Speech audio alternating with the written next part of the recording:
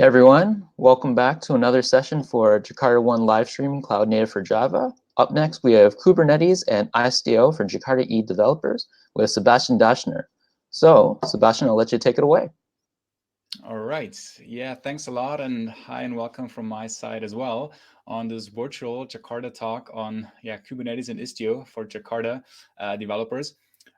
Who knows me already knows that I don't do many slides. So actually, this is the only slide I have for you. And I'm going to show some live coding and a lot of live demos on Kubernetes, Istio, and of course, some Jakarta EE code. So what I want to show you is basically some awareness why we should care and what we should care about when it comes to Kubernetes and Istio and all of these cloud native technologies if we are EE developers, if we live in enterprise Java.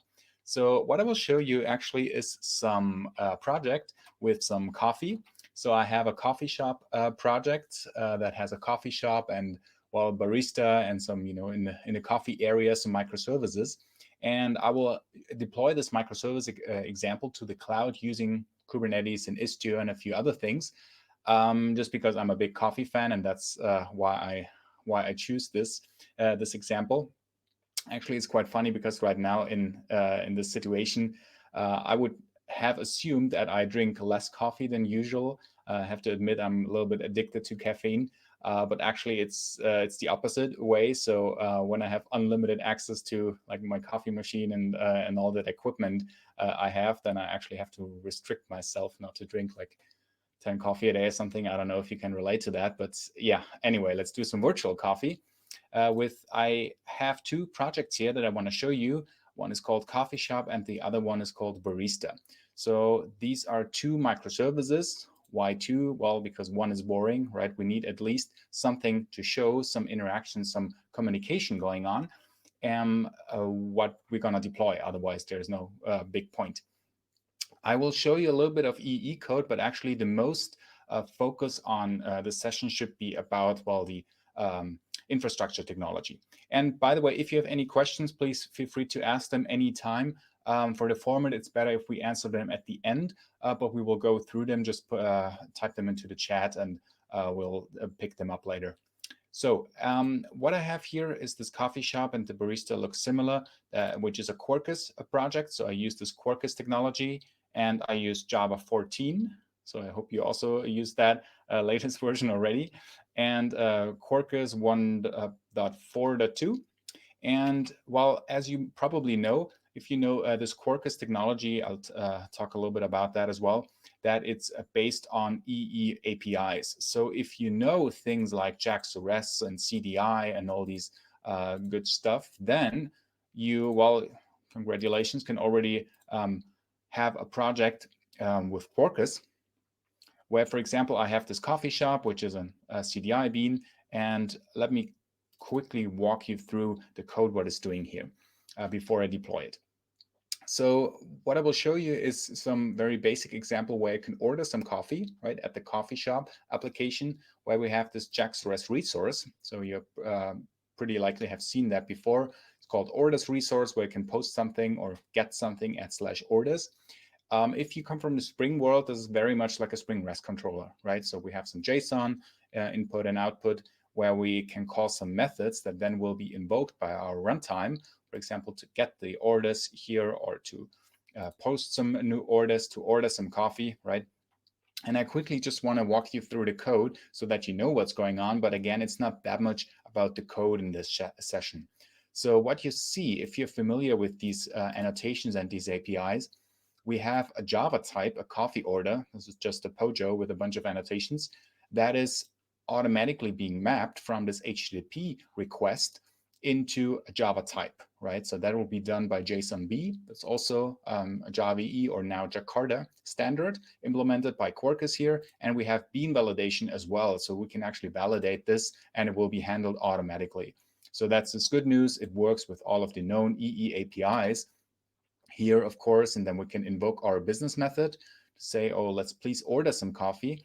And then what we have, we actually will go and call the barista system. So there will be some communication going on by a REST client here.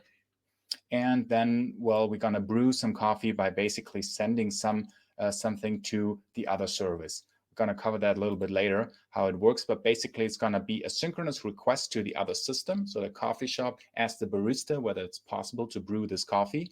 And then we return and we will tell the client, okay, it will be possible, come back later, then we will get your coffee. So this has been created under this URL, and that's pretty much it. So just for the code example here that you roughly know what's going on. Now, for Kubernetes and later Istio, how to run this? Well, basically, it's a question: what is it about these technologies, and why should we care? So if you go to the website kubernetes.io, it says production-grade container orchestration. So with containers, well, we probably know about Docker and all these things.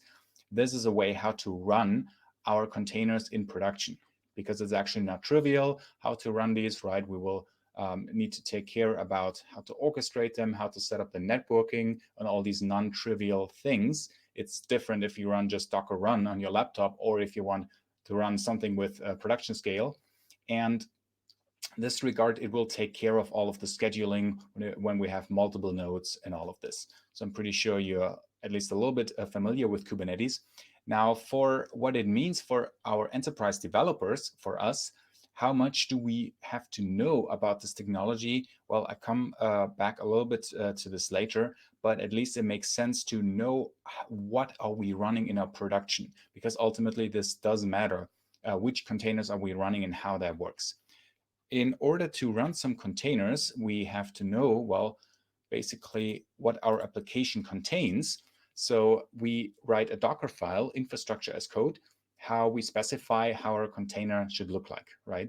And we do this twice, once for the coffee shop project and once for the barista project.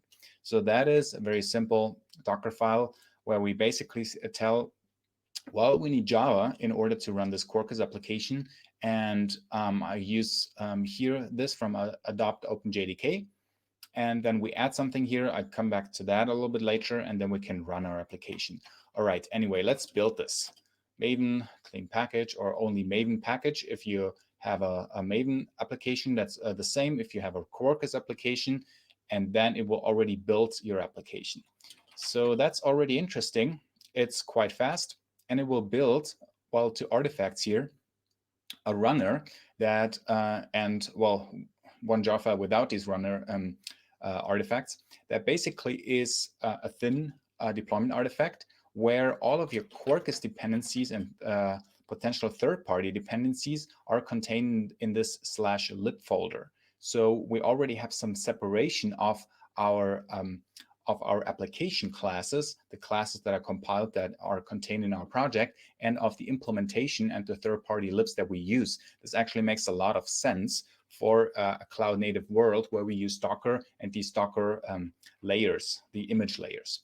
So in this way, I already built the application. I could run it here, but it needs the barista as well. So actually what I want to do instead, I want to build a Docker image from this coffee shop and then the same from the barista. So in order to do this, let me just Docker build something here, and I will call it just, if I can type, I call it coffee shop, and then just version temp. And what we see here, then I built my Docker image, and that's already done. As you actually can see, I built some pre-existing things here before, so it only actually performed the steps that are necessary. So in my case, it only added my actual application, not the libraries. The libraries haven't changed. I didn't change the Quarkus version. I only changed what I just compiled, my classes, and it will only add them. That's a huge benefit because it's so much faster. That is true for building. And also if we say Docker push this image, if we Docker push coffee shop temp now to my public Docker hub, then actually I only have to push a few kilobytes, even though the total image will be huge or quite big, a few megabyte at least. Well, it's very fast to push it because only what has been changed needs to be pushed. And this is always, actually, this was always true for EE workloads, for Java EE and Jakarta EE. And it just makes sense to keep the separation of the implementation and your app. So that is the reason why I use Quarkus almost always in the JVM mode, where I have the separation of the implementation and of my application here. Now let's very quickly do the same just to show you that it works similarly for the Barista service. Those two services are totally independent, like shared nothing microservices architecture if you want. And I built them into two separate images. This one is called Barista. And then I built and push them in the same way. So as you see, if you use these thin deployment artifacts, it's just very fast to rebuild and repush your project here. So it's already done, and that's pretty much it. Now, just to change gears a little bit, I have two images now, two Docker images, one coffee shop and one Barista. And to finally show you how that works, I want to deploy them in Kubernetes. So I have a Kubernetes cluster. How do I get one? Well, there are many, many ways available. You can run one locally. When you run Istio as well later on, then you might run into some resource problems. So this is why I use a cloud deployment. I use the IBM Cloud for managed Kubernetes, which supports up until the latest version that I have already. It also supports a managed Istio, and it also supports OpenShift, so a managed OpenShift cluster in the IBM Cloud. So if you want to create that, that is available. And at the end, I'll show some resources, how you can create a free cluster to play around for yourself. And for now, let's say, okay, I have a Kubernetes cluster already in the cloud that I can look into. I created it just before. I have a cluster of 3 nodes, and the cluster, yes, should be empty. So there's nothing running right now. And what I do now, I just, well, deploy something by applying my resources, right? So I have these infrastructure as code files. Let me just quickly do this so I can show you how that works. I basically have these YAML files that you probably have seen. And this is how I deploy my coffee shop and my Barista. So this will create a deployment from a specific image. It basically says, well, take this Docker image and run it in my cluster in so-and-so many replicas, here 1. And the same for the Barista. I also have a Barista deployment where it just deploys my app here.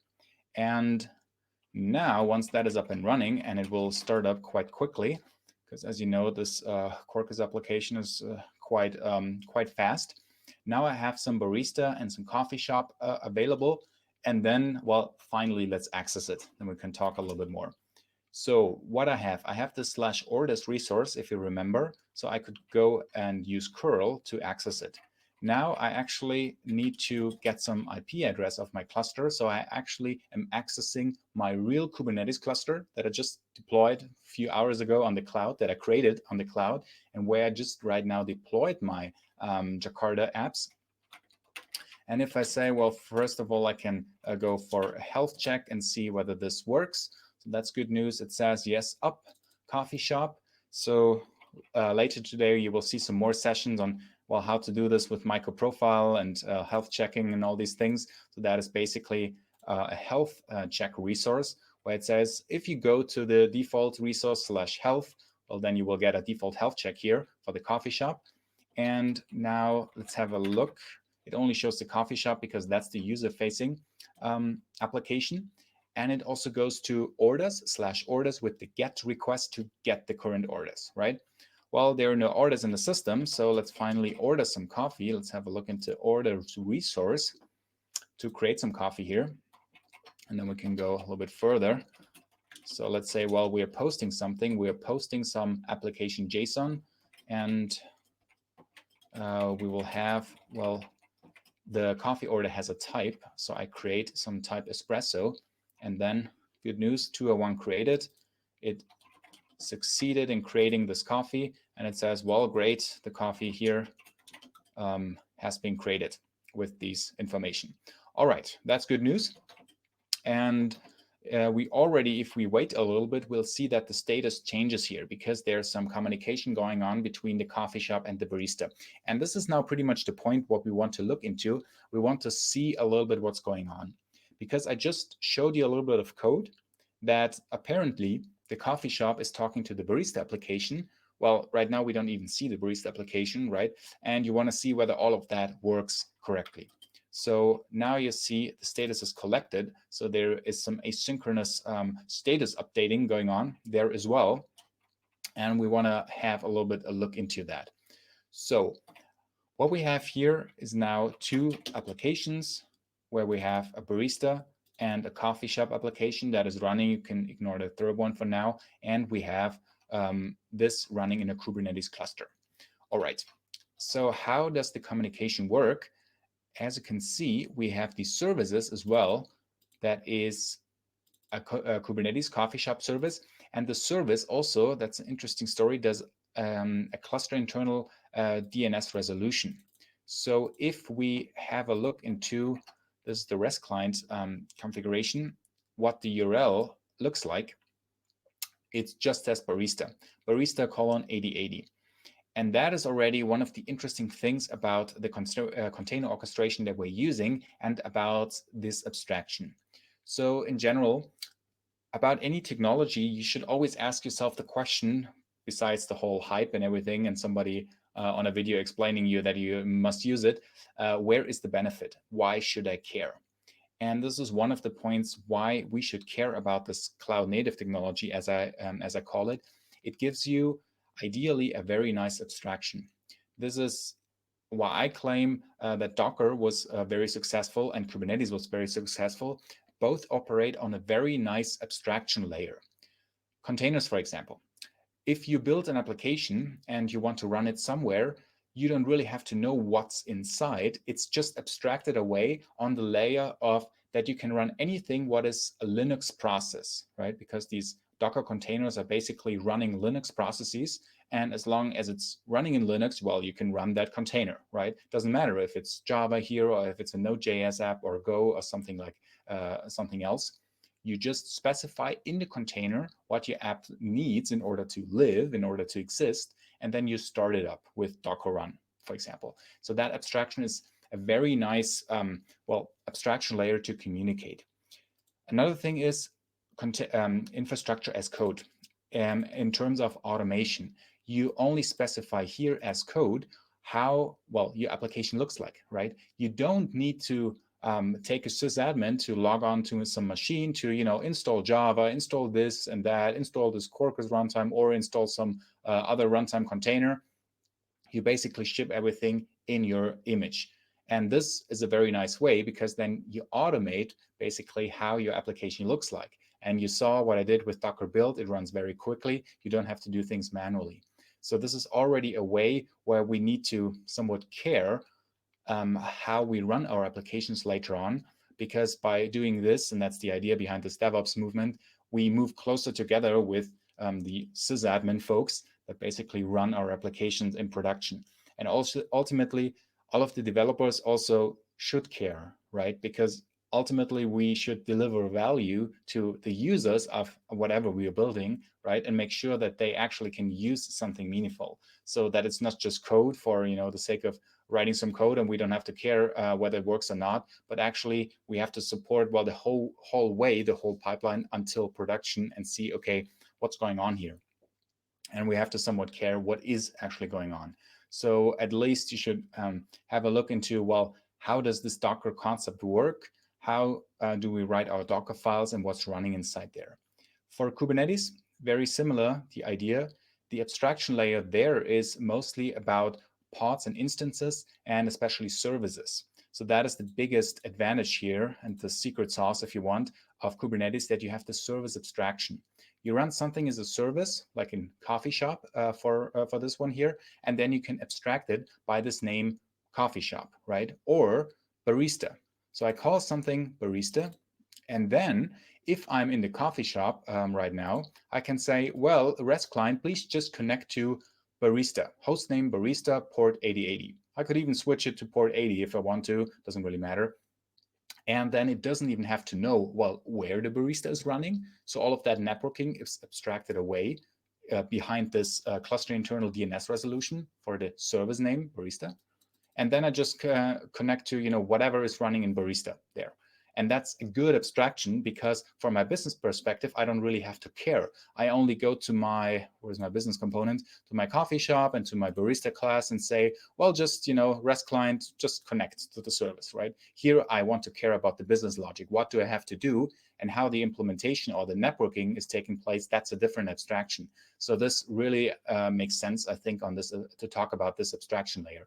Same with the deployments. I say, well, run one instance of whatever is in this image and go, or run 2 and 3 and so on and so forth.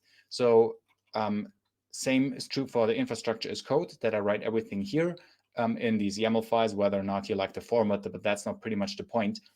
You can just apply what I just did and then run something here. So we see that this works here. And now let me show a little bit more of this, well, Istio. So now we only talked about Kubernetes.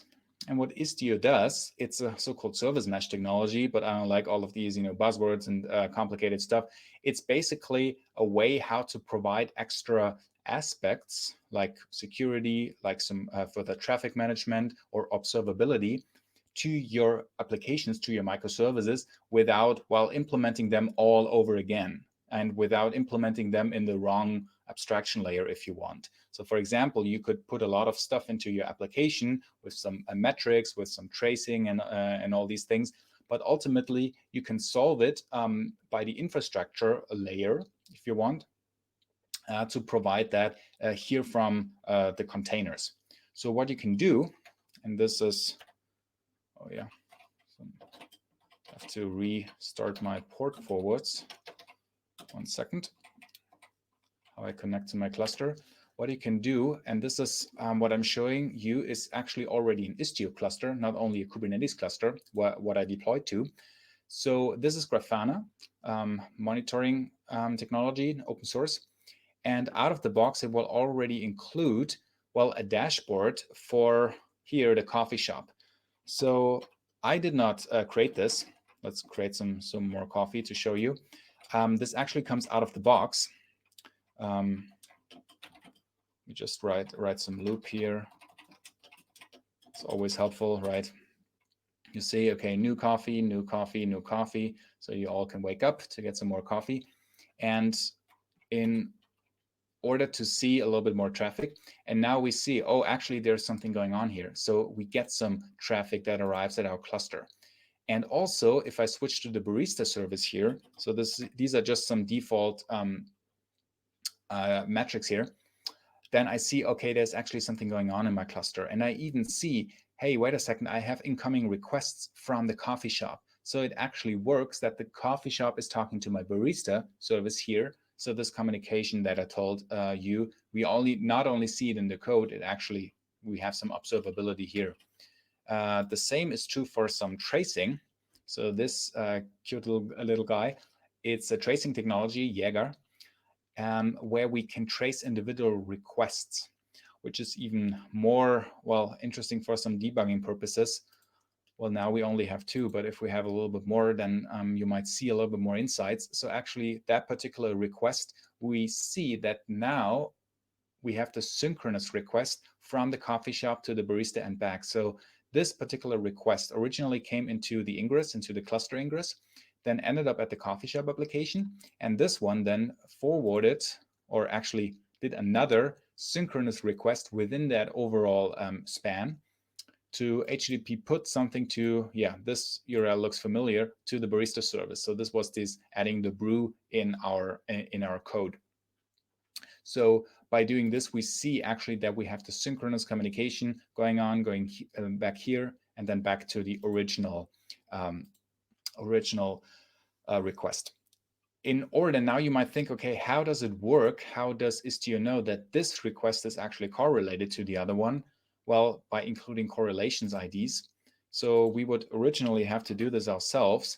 If you look into the Istio docs, it tells you, well, if you want to actually have all of this information that I just showed you, you need to propagate the trace context and things like that, which is quite cumbersome. You take all of these HTTP headers and then propagate it to the synchronous request, synchronous next HTTP request within your synchronous thread execution. So everything that happens within the same execution thread, if you want. And it even shows some code. Well, if you have some JAX-RS, then you need to include it as follows. But if you remember, I did not include it as such. Well, that's good, because that would be quite annoying, because I'm using Jakarta and MicroProfile technology, and Quarkus actually takes care of that if I configure it appropriately. So if I have a JAX-RS resource and then a JAX-RS or a REST client within the synchronous thread execution, then it will automatically propagate all of these headers to the next ongoing HTTP request. So the next request will already include all of these headers, and then the Istio proxies can pick them up. If you're interested a little bit more into that, you can have a look into documentation, how Istio works. It basically it deploys a second sidecar container alongside of your main application container that just intercepts all of your requests and gets all of the information out of it. So it can log the information and then forward it to these Jaeger and to these dashboards, or to this one, which is pretty cool, Kiali. And it's even cooler if we do some animation here, which shows you a real-time visualization of your applications, basically all of the requests that are going on. So not just what would happen in theory, but basically which requests are actually happening here. And you see that from the cluster ingress, we get to the coffee shop, and then the coffee shop calls Barista in this way. And it will also display some errors and whatever, depending on how you do the routing, where I will show a little bit here as well. Now, let's do a little bit more examples just for the fun of it for this Istio. Because what I did now was just the default implementation, like the default routing, if you want, where we already saw a little bit of the observability point here. And what I also want to show you is some traffic management, because this can be quite helpful in the way how you want to deploy your application, especially when you have some ongoing deployment, when you want to do some like A/B testing to see, hey, actually we have a new version, let our users just try it out first before we deploy all of them, or just have a separate subgroup where we see which version they like better and whatever. And this is actually pretty straightforward with Istio. So what I want to show you, and again, it's not really that much about the syntax and the YAMLs here. If you're interested in that, I will point some resources to you. It's much more about the concepts and the understanding. And I think this is always true with the technology that we're looking at, that you have to look into the concepts and get a base understanding of what is happening here first. So if you understand what is a container, what is a Kubernetes service, what is a Kubernetes pod, what is an Istio gateway or a virtual service, then you will know, okay, these are the building blocks that I have, and I will use them for these reasons. What we have here, it's basically a default routing where you say, well, virtual service, coffee shop, everything that goes into the cluster will end up at the coffee shop, because it routes this Kubernetes service coffee shop.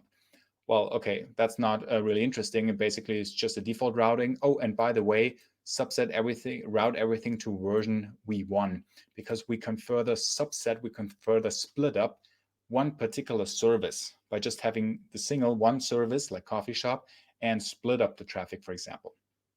So what we have here, everything always goes to version v1. Probably have already seen that we have, well, also version v2 that behaves slightly differently of coffee shop, where we also can route stuff to. So this has been deployed by a separate Kubernetes deployment and a separate image here. And well, then we could route something different. For example, if I say, well, actually, I don't want to have only version v1, but also version v2, then I can change this, also called destination rules. So this defines the subsets that I have available. And the subset, as usual, operates on Kubernetes labels. So these are just these tags, these metadata that I can add. So this has, a tag coffee shop and version v2. The other one has coffee shop and version v1. And then I can basically select them here. And I can say, well, actually, I could switch from version 1 to version 2 and make an immediate switch here. If I go to this one and, okay, just apply my deployment, and let's create one more. Then have a look at the orders that I have in the system here. Where are we? Like this. So now I see, well, actually, after all this time, there are only 2 orders in the system because, well, I just switched the version. And this is actually now the version 2 here that I see. Okay, so I now just switched the version from 1 to 2 without any downtime. I can also switch this back, and now I can make some a little bit more interesting things. Now it's getting dangerous because I do not only live coding, but YAML live coding, which, well, definitely must go wrong, but let's see. What I can say, well, please match some request. Not only take all of the requests, but one particular request, for example, match some HTTP headers. So you can match on anything. So this one is HTTP level aware. It can match about, the URI that you have, any information that you have in the HTTP request. For example, if you say, well, match anything that is a user agent, that, for example, matches a certain regex, like the user agent Firefox, right? So matching on the browser or matching on whatever you want to have, and then take this route and route it to version v2 instead. So only for Firefox, you want to route something to version v2. Let's see whether I did everything correctly.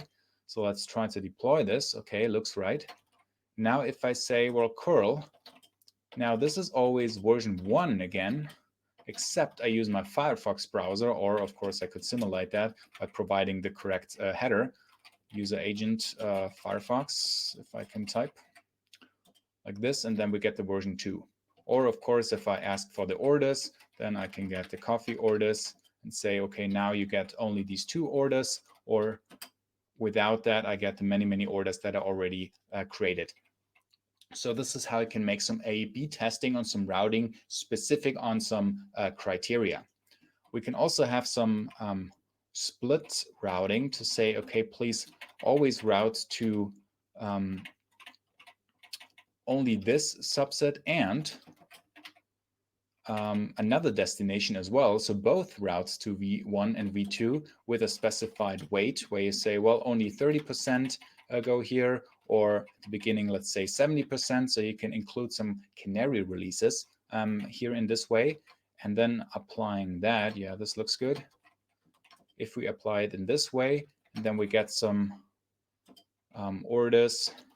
And then now, depending by chance, we either get this, well, if I say chance by the live coding, it never works, the big or the small response here. Or if, now I can delete my header again, I go to the health check, then I see either this, version 1, or wait for it, version 2. So that also works, and I can have some more advanced traffic management here. I think that's quite interesting, and actually it's very helpful. So it has been proven itself quite helpful in projects where we can make this routing not only at the end, at the edge of the cluster, but also inside if we have some internal microservices that are not reachable directly from the outside. For example, for our Barista, I could include something similar for our Barista routing to say, okay, actually, please route something here accordingly. And then if the Barista team then has a new version, well, we can also deploy it in this way. So that's quite helpful and quite powerful that we can reroute something here. And well, we probably also will see now something in our console here. Yeah, now we got this, that we also had some traffic here. Apparently there was some error, and we see the same in our monitoring. All right, then what else we can have? Just one last thing I want to show is some fault tolerance, at least on the connection level. So on the routing and request level, what we have here, some well, basically kind of securing in this way, and some resiliency on the connection level. So what we can have, for example, we can add some timeouts here on, let's do this on the coffee shop routing. So let's remove this again to the original version, and we include some timeout here. So that is available, and everything that you can imagine that works on a connection level, basically. So let's apply this here and have our post here. So Well, now it seems to work, but actually we don't know because apparently the response is quicker than 1 second. Well, what we can do, and that's also quite helpful in Istio in general, because we have the full control over these resources, because every request goes through this Istio proxy. So we can also, for testing purposes, just insert some errors. And yes, this can be helpful. So for example, if I say, well, how does my application or my microservice react if something goes wrong, right? If we get some timeout here, or if we have some HTTP errors and things like that. So actually what I can insert, and please only do this for testing purposes, we can insert some faults, for example, some delay, make things slower, and say, well, always include a fixed delay of 3 seconds, just really a long time within our cluster. So this is how we can simulate some slow responses and can be really helpful to test things, also to test things on the front end, like how we can make something behave. Or in this case, not always, but only in 50% of the cases. All right. Again, please don't do this in production. Barista deployment. Now we can apply this, and by doing so, we can then test our behavior. Now you see, well, we get some gateway timeouts. So either we get an immediate response, an immediate successful response, or, well, we fall into this trap. We then get, well, not a slow response, not 3 seconds, but 1 second timeout, because now actually the timeout of the first route will work here. We can actually look into our observability, for example, in the tracing, to see, okay, now we have something here that just failed, where we see, okay, actually after 1 second, there is an error here, and the barista only responded after a long time. So then we also see what's going on. And in the same way, in our monitoring dashboard, we see that our success rate now will go down because not all of the requests will be successful.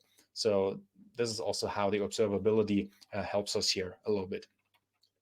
All right, so these were a few things where Istio can be helpful.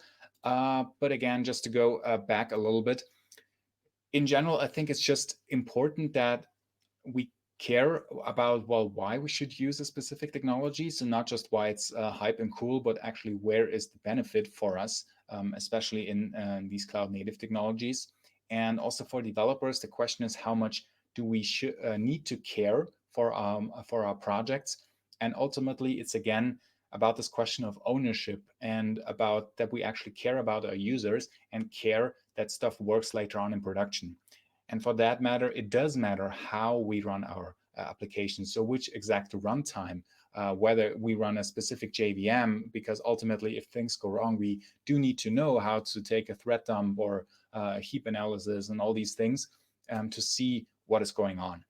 And I think this movement of the technology is a very positive one, that it supports this idea that we have, well, this DevOps is also a kind of a buzzword, but basically that we have teams that care that the stuff works later on in production.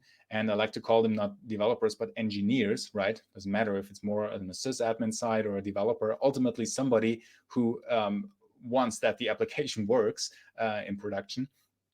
And this technology supports us a lot by automation and by having stuff as code, right? Like infrastructure as code. Because if you think of it, a Docker file or these Kubernetes or Istio YAMLs is just, well, it's code, whether or not you like the syntax, but you can put it into version control, you change something here and you just apply it, right? You don't have to do manual steps. I can throw everything away. You saw I just created this cluster before and apply the things here, and then I can recreate my environment from scratch very quickly. And that is ultimately the benefit of just moving fast here and having things in a reliable and predictable way by using automation and by using things as code. So that's pretty much why we should care here. Going back a little bit to the runtime, what I have, so a few more words about that. I was showing some Quarkus here, but I'm also a huge fan of some other modern EE runtimes, especially OpenLiberty. There's also very interesting runtime here. In general, I just care a lot that the that basically the technology supports known APIs, right? Because I don't want to relearn the whole world each and every time something new comes up, right? So I use the known APIs like JAX-RS, like CDI, like JPA, and all of that is supported. And that is the case for Quarkus. That is the case for others like OpenLiberty. And I also care a lot about the developer experience. So with Quarkus, you probably know about, to have the website open somewhere, you probably know about the development mode that you can use. The same works in OpenLiberty and a few other runtimes where you can quickly see your changes. And also about a few more things. Yes, so one thing about the runtime here, the reason why I use Java in this for the JVM mode is also because, well, first of all, I showed you quickly the advantage if you run Docker in this layered approach, so that the builds build really, really quickly, and the Docker push and pull also work really quickly. And this is a big benefit because ultimately I never really cared how big the Docker images are altogether, but I care a lot how big the diff is, because you might be on a bad connection, or you just need a lot of time and repush all of these megabytes all over, where 99% of the application actually doesn't change. So this really doesn't make sense, especially if you come from an EE background. It was always the case that the separation was supported of the application and the runtime, if you want. And this really makes sense to run this in a JVM mode. If you do the Quarkus native build, then this doesn't work anymore. So you have one native image, like one native blob, that is in total smaller than the full JVM mode, but the diff is much bigger. And you always have to ship, well, basically everything. And the second thing is also from experience, it does matter what you run in production, especially those colleagues who are familiar how to run a JVM, for example, if we talk about production workloads, and it doesn't matter what you ultimately are running there. So, how to take this threat on board, all these more detailed analysis, what's going on. And then you do have to, well, again, care about all of these. How do you get the information out of it? What I'm specifically using is OpenJ9 here, which is an open source Java, well, alternative JVM, if you want, that I get from Adopt OpenJDK. I have some more resources where I'm showing actually the difference in resource consumption, which I think is quite remarkable just by swapping the JVM. And then this difference to the native execution is also smaller. And we're talking also about a bigger throughput. That's another thing that you should care about, because a running JVM, thanks to the JIT, it's actually very, very performant when we talk about throughput. In cases more performant than native code. And that's why I'm using that. So you can have a look into that. Also, I'm sharing all of these links. By the way, I explain how the Istio networking API works on a more conceptual way. Again, this is what I think is important, just to get it, how the concepts work. Same for Kubernetes. So by the way, if now you can spend some time in the situation to read through the Kubernetes documentation or the Istio documentation, that's actually what I did. I read through all of these concepts, chapters, which give you a really, really good understanding, like what are the building blocks about and how to grasp the idea. So this is another session that I wanted to share, where I talk a little bit more about Quarkus from a code perspective, like how to use all of these specific APIs, and of course the resources here of the code that you can get. I also shared an Istio workshop. Let me open this up. Where I guide you through creating basically an Istio cluster and then all of these resources. That also uses, of course, Jakarta and MicroProfile, and it shows you actually how to create such an Istio cluster if you don't already have one. So it's really step-by-step to get to similar examples, how Kubernetes and Istio works and all of this. And now I actually do want to take the time to answer some questions if we have some. So now to my last slide, second actually slide. I lied, I have two slides. One thank you slide with the link here where you can get all of the resources that I was just showing you, including the code and including the further resources. And now let's take it on to some questions if we have some. So if I can ask my host to to share some questions because I didn't take a look into the chat for now. So we have one question from Alexander. Sebastian, can you tell us how to avoid vendor lock-in? Does it make sense to move large DB from one cloud provider to another one? I personally see in Germany many companies prefer to have on-site storage and deploy only business logic into the cloud. Yeah, that's totally fine. Yes, I can, and actually I did this myself a few times by moving workloads from one cloud to the other, especially if you mostly lock your application only against standards, right? So the same what we have in the EE world with Jakarta or with MicroProfile, where I used just plain Docker and Kubernetes resources, and in many cases also OpenShift resources, because many from my clients just use OpenShift as well, and it's somewhat a de facto standard if you want, or supported in many cloud environments. And then it really works to basically redeploy your workloads. I mean, I can say this because I've gone through that a few times. So sometimes you have the lock-ins that you do have is more about the routing and how to manage like certificates and DNS and all of the like extra things. But like I would compare it very much to Jakarta and MicroProfile. Like in that world, if you build as much as possible just using standards, especially in your applications, then you're pretty much on the safe side. And then if you do have some breaking changes, they are very, very limited to like just a small set or just, to a very small part of that picture.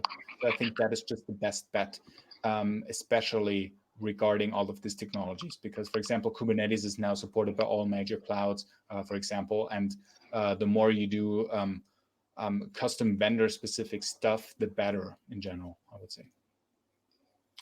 All right, so if anyone else has any questions, feel free to put it in the chat. I'll just wait a few minutes just so anyone who has any questions can type it in quickly.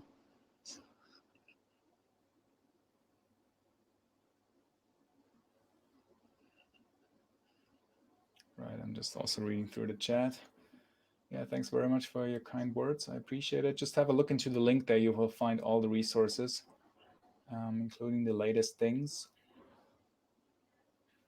And all right, also including installing like Istio and all that. So thankfully that also gets easier and easier. All right, so I don't think anyone else has any questions. So thank you, everyone. We will be back at 11 a.m. with Roberto Cortez talking about Kubernetes native Java with MicroProfile and Quarkus. So thank you, Sebastian. That was an excellent talk. And we'll see you, everyone, at 11. Thank you. Thank you.